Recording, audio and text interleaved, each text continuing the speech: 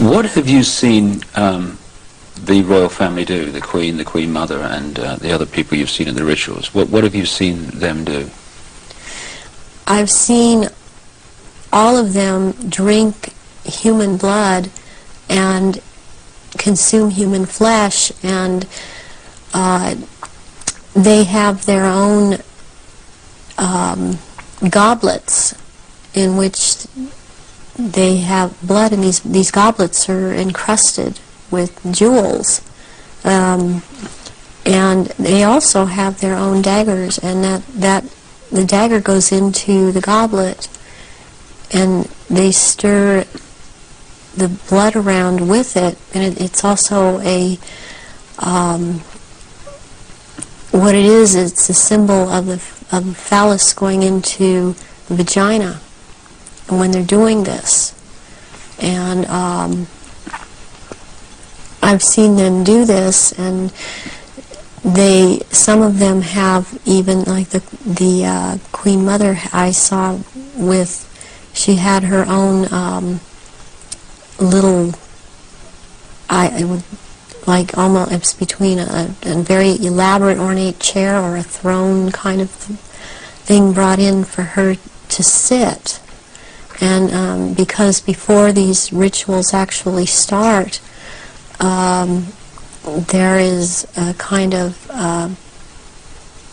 people move around the room and talk, or recognize one another. It's a formal kind of a ritualistic setup, the way they talk and the way they introduce each other. It's like a court.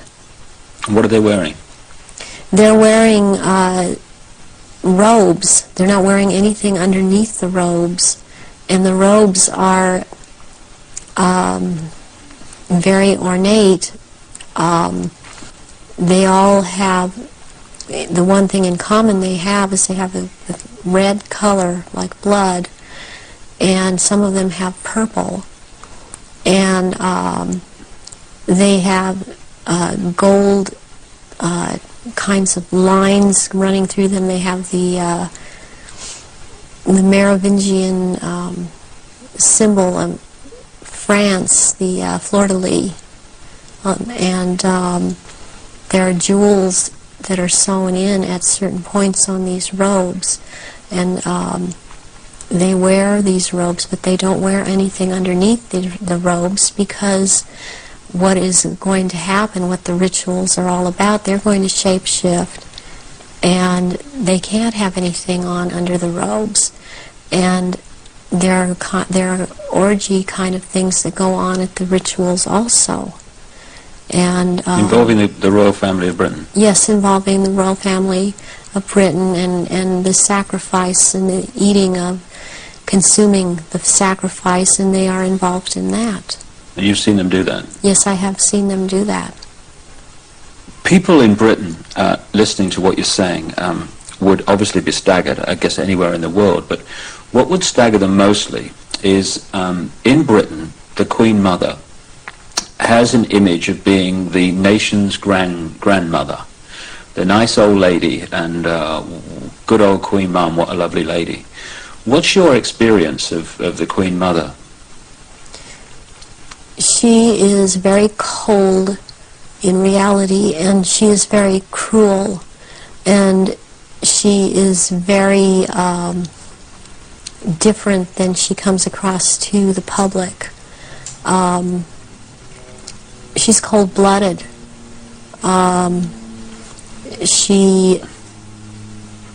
If she feels that you are someone beneath her, even in the Illuminati, that you're at her equal or your station is above her, she will not speak to you, she will not recognize you. She obviously, from what I see, enjoys consuming human flesh. It's sickening. The one person that she seems to be afraid of is Pindar. People would also look at the Queen Mother's elderly, frail stature and find it very difficult to see her taking part in rituals and doing anything, if you like, active. Do they go into a different state in terms of age and strength and all these other attributes when they actually shapeshift? Yes, the human body that they choose to occupy or take when it was young, it ages, but when they take the reptilian form, these reptilians live hundreds of years.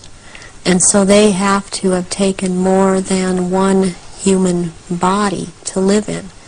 A lot of them are much, much older, and I'm including the Queen Mother in this, older than people think that she is. She's been in more than one body, human form. And when the time comes, if it is time for her to go on, and it has been chosen that she still has, it's known that she still has life or years to go, again, she will be put into the body, the essence of her, and the reptilian form will go, or the essence of her will go into another body that is also has the ability to shapeshift into reptilian form. One of the pure reptilian human bloodlines. Yes. What happens when, take the Queen Mother as an example, what happens when they shapeshift? I mean, what do you see? You start to see changes happen, and they're happening so fast that it's almost, it's the closest thing that I've seen to it is what they're now doing with computer technology. It's just a literal transformation that happens very quickly, and they get taller and they get bigger, and they don't look at all as reptilians like they do as humans, and thus the wearing of the robes, because if they were in clothes, the clothes would be torn apart. So let's take the Queen Mother on this subject as an example. We recognize her as a frail old lady. What does she look like when she shapeshifts at these rituals? She has, she looks like, the nose portion gets very much longer, and it grows into kind of a snout kind of thing. She has little fangs, and incisors as teeth, and there's a tongue. They all seem to have this kind of tongue when they're at this level. The tongue has a lot of long, hairy or pointed projections coming out of it. It's very long. And they have these, they don't have hands or feet, they have these claws. And they have scales, and also scales that seem to kind of disappear into one another, but it's more pronounced on the back. There seem to be lumps or protrusions coming from the head. There seem to be some kind of growth appendages at where, on the back, and they seem folded, and not all of them have that. And there is a tail, and they a lot of times will keep the tail curled, and and I've seen her when she's very displeased with something, as I've seen other members like this. This tail is whipped around, very agitated, and they do, and she hisses. What color are they? Which one in particular? Take the Queen Mother as an example.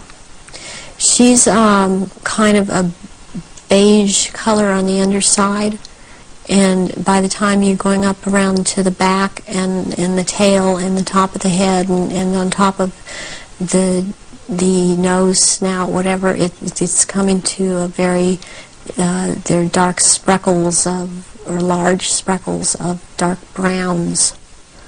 And the eyes, usually, they're large, they look like, they're very round, and they look like they're coming out of their sockets, and very protruding, and usually the color ranges from a beige to a gold to a dark greenish gold, and then there's this dark slit up and down, a vertical slit, and and the eyes will look hooded, and when they look hooded, it's a very frightening thing, because it seems that when the eyes are hooded, they're about to do something. What do you mean by hooded? The lids come down, and it's almost, I guess it would be the same thing in a human as an expression of that someone's got an idea. And how tall are they when they shapeshift? They're just about 7 feet tall. Some are a little shorter, or to a foot shorter. Some are a little bit taller than 7 feet. So what would the Queen and Prince Charles look like in their reptilian form? As to height? As to general appearance?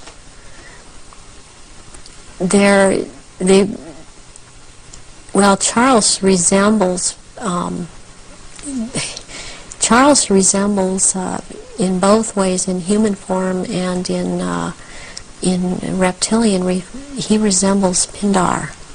He's shorter, though, in reptilian form than Pindar, but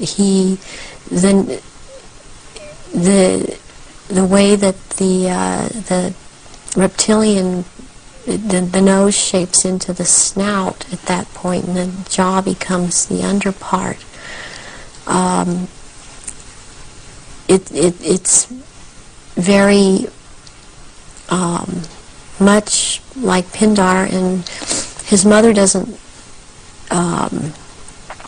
look quite the same as he does.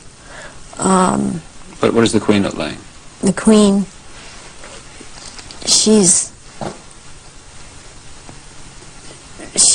darker, not quite so pale.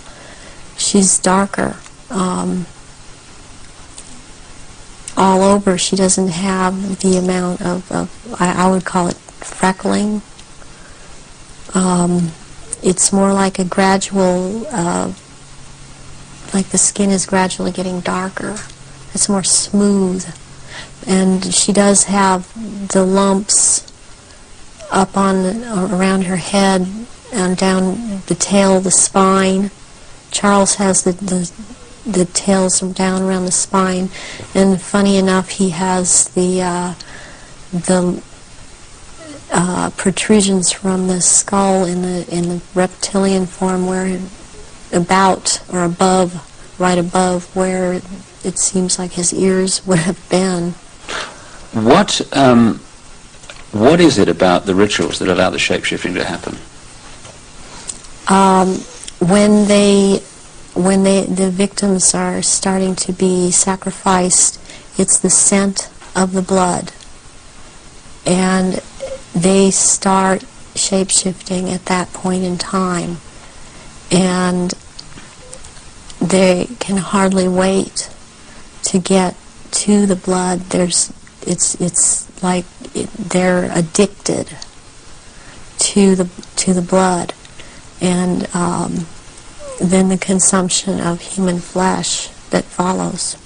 What have you seen the Queen or any of the royal family do in relation to that? Have you seen them sacrifice and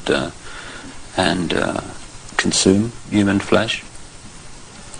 There are certain times when they will actually do a sacrifice, or there will have been someone doing a sacrifice and it's not happening fast enough for them.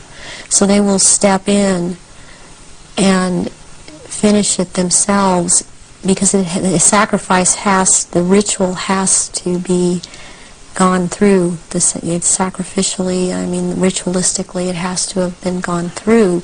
And they will step right in and just start tearing the throat out. And they're getting all this blood from the jugular vein at the same time. And that has happened when there are many there that are going to be sacrificed and they just can't wait. And tearing into the contents of the abdomen and stomach of a victim afterwards. Who have you seen do that? I've seen the Queen Mother do that, and Prince Philip and Charles. I've seen Guy de Rothschild do this.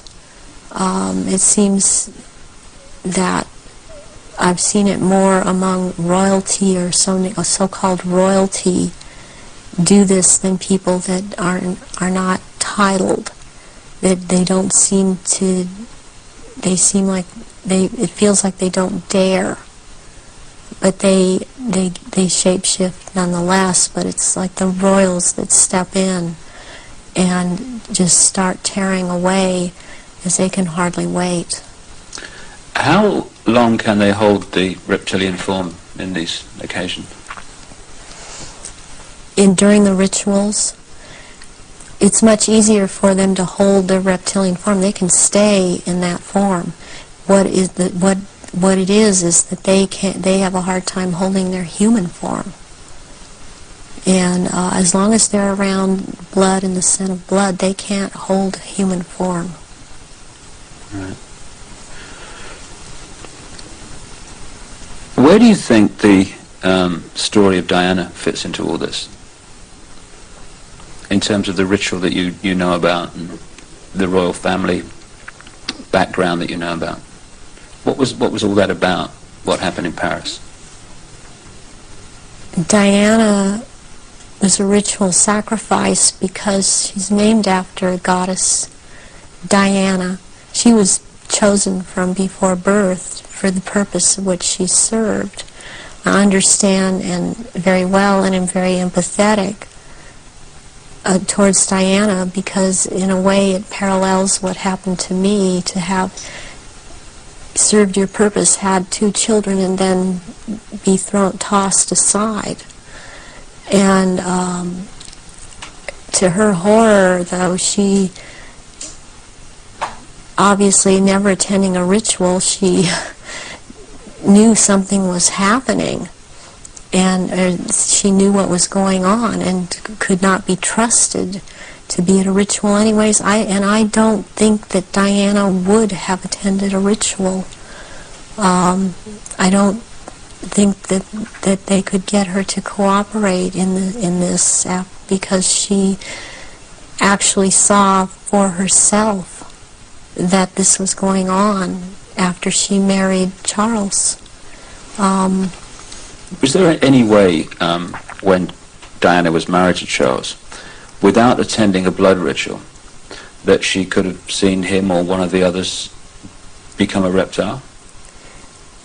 They have a tendency when they're asleep to shapeshift, and they have to consciously hold their form, and when they're asleep, they have a tendency to not hold human form and to shapeshift into reptilians, and there could be other things that happen. I'm thinking about the times that Diana would have gone through a menstrual period. Well, that would have also really triggered some of these people in the royal family that are reptilian around her to want to shapeshift, or any woman any human woman in that household that would be having a period that scent of blood would tend to cause a momentary shapeshift. What was the whole, what appears to be a ceremony surrounding her assassination? What was that about? The rumors that she was pregnant, the Egyptian Dodi Fayed, and the place where it all happened, which is an ancient sacrificial site to the goddess Diana. How does all that fit together in the rituals that you know about? Okay, the crone aspect of the goddess is Hecate, and the day of Hecate is on August 13th. And what is very prevalent in this with the Illuminati and what they've done with the Druidism and other in Egypt, the Egyptian religions, is they like to mirror the numbers. And so as like, for example, with the goddess Isis, her number is 18. When you mirror it, it's 81, and that is the number of the sister of Isis, Nephthys. And Nephthys was considered the evil sister to Isis. With Hecate, what I think happened here is that she was sacrificed, and it was a very important sacrifice because 3 people died, and it was a picture of the triad of Isis, Osiris, and Horus to them. Horus being the unborn child of Dodi Fayed that Diana carried and was 3 months old, which is another very important fact, a number that's important to them, to be 3 months old. Sacrificial babies are taken in utero at 3, 5, and 7 months. And when I heard about this was a deal that I understood now had gone down. And she had to die in that tunnel because that tunnel's the passageway for Diana, the goddess. And she died at the 13th pillar again because of Hecate. And she died on the 31st because it's the mirror image of 13. And my understanding of what I get inside of me, and because I was told by Baron Guy de Rothschild last beginning of February when he was in this country, and he was there to try and reprogram me again and impregnate me, was that he was in the tunnel that night. He had to be there because not only was it a ritual death of Diana, this was also about taking her soul, and he was taking the soul of Diana, which no one else there could do.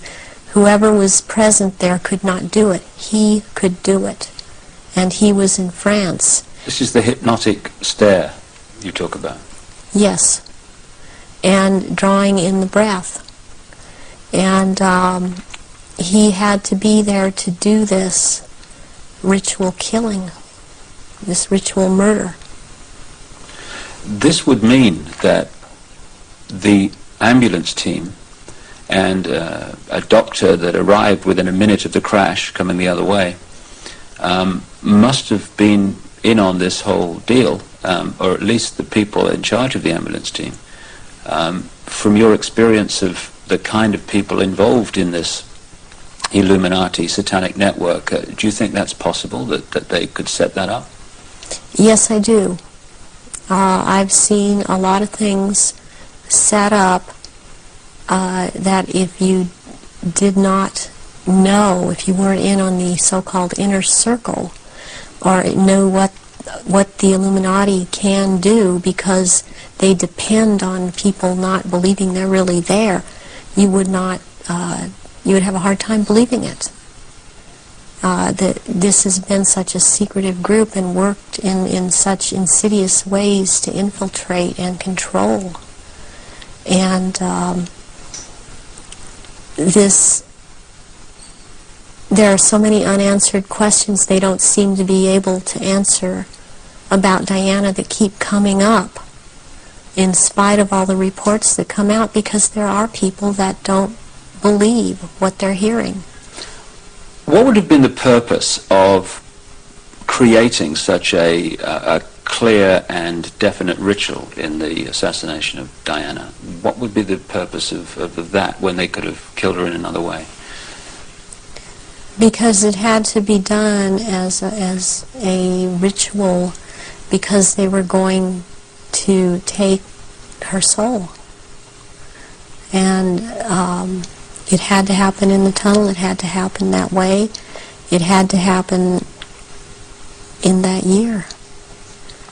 And this is all, there's all a timeline to all of this.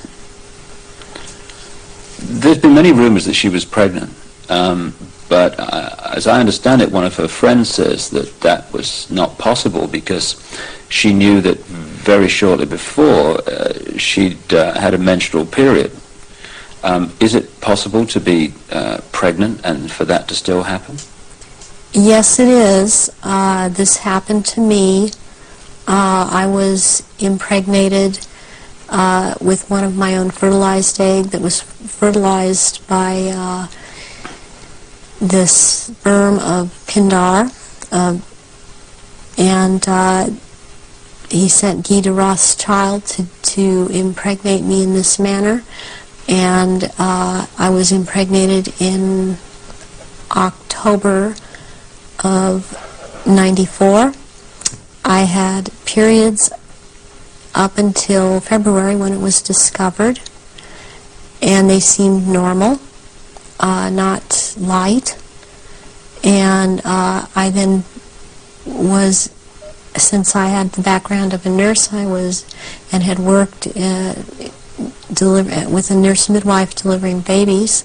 I was, for some reason, it occurred to me to check my stomach, my abdomen, and I realized that I was pregnant, and so I ended up seeing a doctor who told me, I mean, he verified, you're pregnant. He did it with blood test, with the urine test, and ultrasound exam, and if I don't do an abortion on you tomorrow, you're going to have to go through a different type of abortion, which probably would have been a saline abortion. And I knew what I was pregnant with by that time, and so I was terrified to go through with it, and I could not go through with it, knowing what I knew, and so I had the abortion, but I had periods the whole time. You were impregnated at the point that it happened without you having any knowledge of it? No, I did not. Is it possible that that happened to Diana, if she was, as the evidence that I've looked at suggests, also mind-controlled and a multiple from the early part of her life? That is definitely more than a probability. The thing about being multiple or dissociative identity disorder is that the host person doesn't know that they are, but they have missing time, but then they have amnesia for the missing time. They don't realize they're missing time. They don't realize things are happening to them. They show up, you know, pregnant. They show up with marks on their bodies. They don't know, well, I think I must have bumped myself, and that's not actually how it happened. Or they have needle marks on their body when they've been gotten a hold of and drugged. And it's only when they start to realize something's not right and they try and make a timeline and try and account for their time, they realize there's so much they can't account for that they simply took for granted. Oh, I was out shopping, or I was at this person's house, or I was over there. Then they realize they don't have a timeline for any of these things. Do you think that Diana's two children were Prince Charles's children?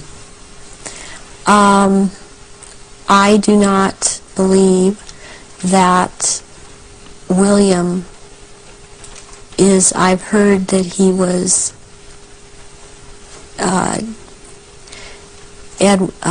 Charles's son. I've heard about someone else, and I believe that it was neither. I believe that this child of Prince William is the son of Pindar, and she was impregnated, and she did not realize that. When you look at the ritual nature of all that, you've got Osiris, it would seem, symbolized by dirty fire. You've got Isis, symbolized by Diana. Presumably the baby quite obviously symbolizes Horus in Egyptian legend and ritual. Why create that in a tunnel in Paris at that time? What was it designed to do, to symbolize or whatever? It's to symbolize, it's part of symbolizing getting the world ready to recognize the Horus that is about to come upon us in the year 2000, as the year 2000 is the age of Horus and Osiris reborn. And there's a sacrifice involved. And the sacrifice is the mother, and the sacrifice is this child. And yet it involves another child who yet lives by the same mother. And you're talking about William? Yes, I am talking about William. What would have happened to Diana in your experience of the ritual, and what would have happened to the unborn child after the events in the tunnel in Paris? That Diana left the tunnel dead.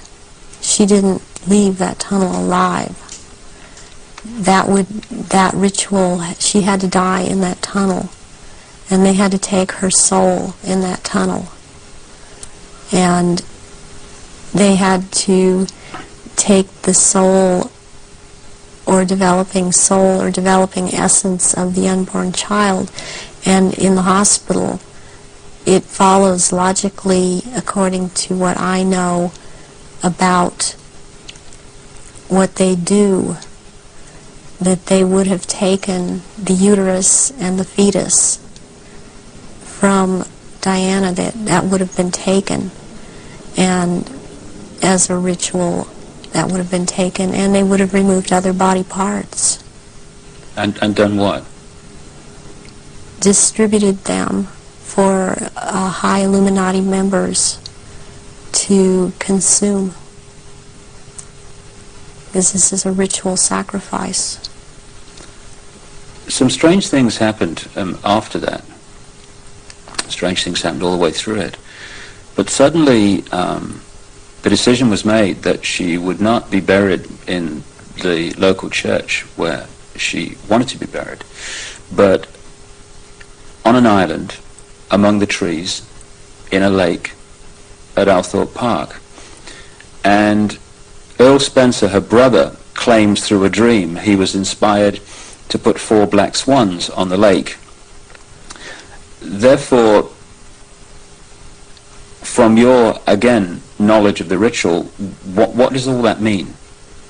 Why do that? Because 4 black swans have to do with 4 directions, 4 seasons. They have to do with sealing something for all eternity. To have for of something black, like that swan's figure in Celtic mythology, quite a bit in the Druid mythology, and black is the color of Hecate, and also one of the goddess aspects, the three goddess aspects that they have, the name is Black Flame or Black Star, and Black Flame means unto death, and so therefore the color black, and somewhere in there would be a flame. The decisions after her death to put her on an island among the trees in a lake and the 4 black swans were all, at least on the surface, taken by her brother Earl Spencer. Have you any experience of him? Earl Spencer I have seen at rituals. He's definitely tied into it. Her family has been part of this. She has this bloodline. I have not seen him shapeshift, but he's tied into it. You've seen him at rituals in Yes, which I have. sacrifices took place? Yes, I have. What about her father? Any knowledge of him? Her father was present at rituals. Her father would have been involved way before Diana was born. For her to have been involved and watch her actions after she was married, cutting herself, being anorexic, being bulimic, these are so indicative of someone who has been involved in mind control, has been hurt, and has been forced to follow mind programming. That this would have started when she was a little child, and her father would have been involved. So if they got her into this mind control stream from birth, presumably they would have been able to shape events right from that point to the 13th pillar. Yes. Yeah, they would have.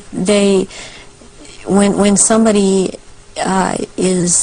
becomes what we call multiple personality disorder or dissociative identity disorder, there are many programs that are induced, that can be induced at any point. I mean, you've got the machinery in place when they're a very small child, and as they're grown, they can install programs at any point and have different parts hold these programs, and they can be made to do just about anything. They're taught things such as red light is a green light, go through the light. They drive faster than they realize they're driving. They are able to memorize or see and just glance at something and right away just pick what the point is that they're going after for some reason, or they can memorize phone numbers in just a glance. The car hit the 13th pillar, driven by Henri Paul, who was missing for 3 hours that night, a man who's been connected to both British and French intelligence. Given the obsession with the number 13, it seems beyond coincidence that with all those pillars in the tunnel, it hit the 13th. Is it possible to mind control someone like Henri Paul so that at speed they could pick out the 13th tunnel, the 13th pillar? Yes, it is. He also, it's very, very possible that he was drugged and programmed in the time he was missing. It's possible for him to have taken medication but not have it affect him at all. Does that include alcohol? Alcohol also, yeah. And then maybe later or not, it would affect him, depending on if that's what the program was for it to affect him. But it might not affect someone at all. I've been through this myself, so I know this to be true. And what happened to you in this instance? It was a very bad time in my life. The one time in particular I'm speaking of, where my then husband told me that he wanted a divorce, and I took approximately 8. I don't remember what the dosage was, but 8 Xanax pills in front of him, and I drove from where I lived in Orange County to the Norwalk area and went to see my therapist, who was holding some groups in this area, and I did not feel the effects of the pills at all when I drove to see him. I did not feel the effects of the pills at all when I left there an hour and a half later. And I had no car accidents. I was not stopped. My driving skills were very good. And I've seen this happen with other people that have had the mind control programming and this DID, and you just swallow up medication and one part holds on to it and it does not affect the body. So if you're in a compartment that is not connected to taking the pills, you're not affected by it. But if you were put into that compartment that took the pills, if you like, you would be affected by them. Yes, and you can also have, what they can do with you is have a whole bunch of alters or parts lined up that, okay, you will be out from this point to this point, and then this next part, will be out at from this point to this point. They can keep going like that. It can be a very complicated, long thing, but they can line them up that way. That's the way the programming goes. Do you think this could explain the apparent mystery of a alcohol reading of Henri Paul that was equivalent to 8 Scottish on an empty stomach, while the video evidence of the Ritz Hotel security cameras is that this was not a man in the minutes before he drove Diana into the tunnel that was in any way at that level of drunkenness? Yes, that can very well explain it. With this kind of mind control programming that they do, once you go into that mode that they want you in, you can be hurt and in a lot of pain, or you can be drugged to the gills, or have drunk too much, and you appear to be in no pain at all, appear to be perfectly with it, and you don't feel it. You feel all right. People would find it difficult, just coming from their own experience and observation, that someone could drive a car into a tunnel at considerable speed and pick out among 30 odd the 13th pillar. How is that possible to program someone to do that? Because that someone has been taught and programmed and taught and programmed and taught for quite a while how to do this at a very fast speed. The mind works very fast, and if they have the mind and body connected the right way, they can drive. This person would have been able to drive into the 13th pillar at a fast speed. Would that have been happening on a conscious level, or would the subconscious have been pulling the strings? This would be on a subconscious level, and the person would not be aware themselves of what they were doing. In those crucial minutes before Henri Paul got in the car and drove away, would someone have had to have given him the trigger to access and activate the programming then? Or could he have been in some way pre-programmed to be triggered at that time? And if so, what would that be? Well, he was probably programmed to do all of this at a trigger signal. And so what happened is that somebody triggered him with a preset signal that he was told when you are given this signal you will act out, but the program was already set to go off when the trigger, when he saw the trigger. What form could this trigger have taken? It could have been a hand signal, it could have been a certain type of handshake, it could have been a color that he saw that was flashed in front of his face. It could have been a certain person doing a hand signal. It's most likely that there was a person present that he was to react to when this person said something or signaled him in some way. Given the extent of your programming from birth, how was it possible for you to break out of it, as you appear to have done now? One thing that happened is that in 1989, my programmer handler died, who was Mengele.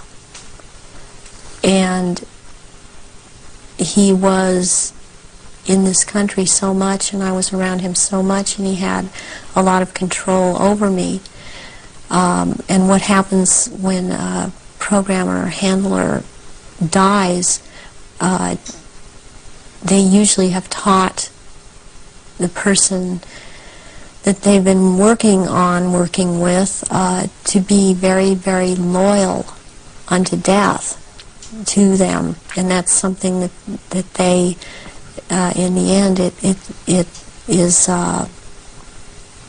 works against everything, because when they die, even someone else coming in and trying to take over, a lot of these altars are not open to that and are loyal to that one person. And in my case, Baron Guy de Rothschild is the one that tried to take over. And for some number of years, there was a lot of the time, half the time they got their way, and half the time they didn't. And in major things, they did not get their way. One of the things that I went out and did in 1993 was I cut my hair off, and because I was publicly seen and known to have very, very long hair, I could no longer be seen. I could not be seen with my hair cut off short. This would have caused a lot of questions with other people that had been programmed. And they still tried to carry on with other parts where I wouldn't have to be publicly seen, because they still consider me to hold this status. And they still consider me their property.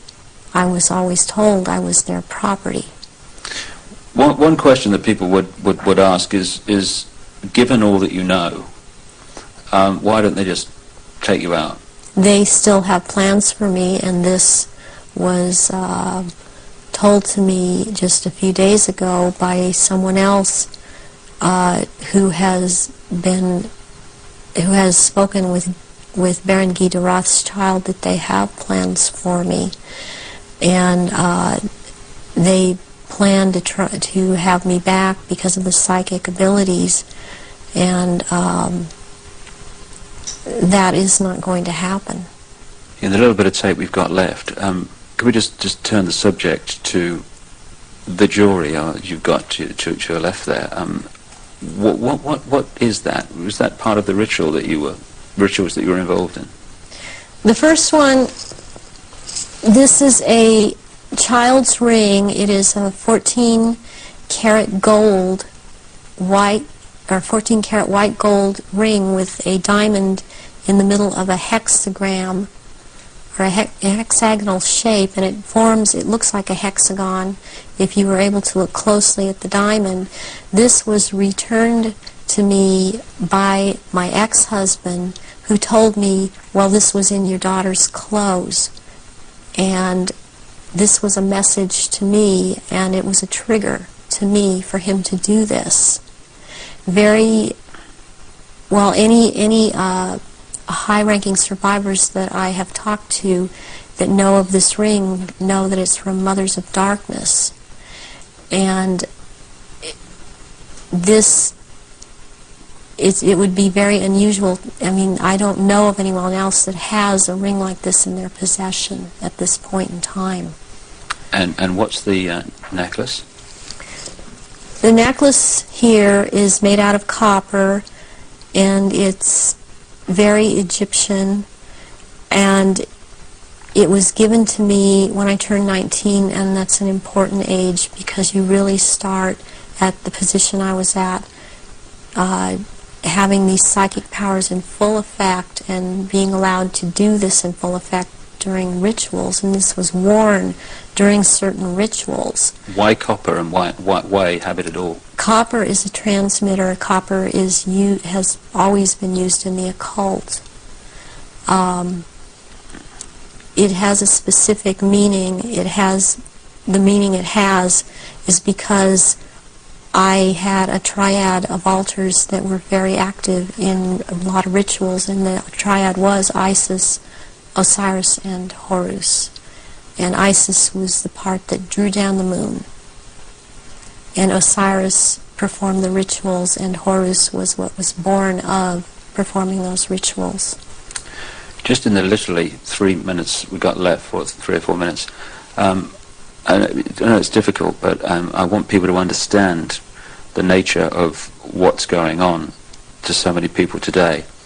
What sort of things were done to you as part of your traumatization as a child and later? I was electroshocked to the extent that my parents were told when I was in first grade that my IQ was 70 and that I was retarded, and they said I would be retarded. I always had trouble in school when I was in school because I missed so much school. My school records are missing. They've just disappeared. I have medical records that are missing. My birth certificate appears to have been tampered with. I have had my eyelids taped open, and so I couldn't shut my eyes. I have been electroshocked. I've been put into a narcoleptic sleep and had earphones placed over my ears and had messages repeated and repeated for days. I've had drugs injected into my body so that my nerves were just like on fire, and then they would just touch me. Since I wasn't allowed to have marks on my body, they couldn't use a cattle prod on me, but they do use cattle prods on people in torturing them, and they do use electrical stimulation to the genitals and also on the teeth. And they like to inject between the toes and under the fingernails and up in the gums. I've also had some kind of scarring done up through the roof of my mouth all the way up to the brain stem back here that gives me a photographic memory. And I have calcium blocks around the pineal gland that seem to be perfectly spaced and even, and it's very, very curious. The doctors can't seem to come up with a reason for that. I have been programmed to be anorexic, to be bulimic. For the government programming, since I was also used by the government in this country, I was programmed to cut my arms if I started to remember, which I was punished for by the Illuminati, as I was not to have these marks upon myself. I was made to eat my own feces as a little child. I was made to drink my own urine. I was not allowed to go to the bathroom. I was placed in a sensory deprivation tank. I had my shoulders, my knees, my toes, and my fingers, my elbows dislocated and then put back into place when they wanted me to be traumatized. I've repeatedly had phone calls of tones coming over my phone, and tones that you can't make by pressing telephone buttons, tones that sound like sonar sounds from a submarine, tones that sound like they were made by some type of instrument. And I have had directed energy used on me, ELF, low frequency electric waves used on me, microwave energy, and this in turn has created two different, would hear one tone in one ear, one tone in a different tone in the other ear. It creates a third tone. They're called tritones. They change the electrical activity of your brain waves and to put you in the state they want you in. I have been programmed to run through red light, thinking it's green. There's been a lot of programming done around my children. They've used my children against me. And it's a very painful subject with me to know that this is happening to my children. The same thing that's happened to me. It's easier, I don't know if I can make people understand this. It's easier for me to have, okay, I can handle that I went through this. And what I want most is to expose these people because of what they're doing to children all over. But they're doing it to my children too. And my daughter believes I've abandoned her. My son believes I abandoned him. And they don't have hope when they're children. They don't have hope when their mother's taken away from them and they're told that their mother just left them. So this is a cycle that goes on with thousands and thousands of survivors, not just myself. And this is how they perpetuate it if there is a parent that's protective that believes and has found out this is happening.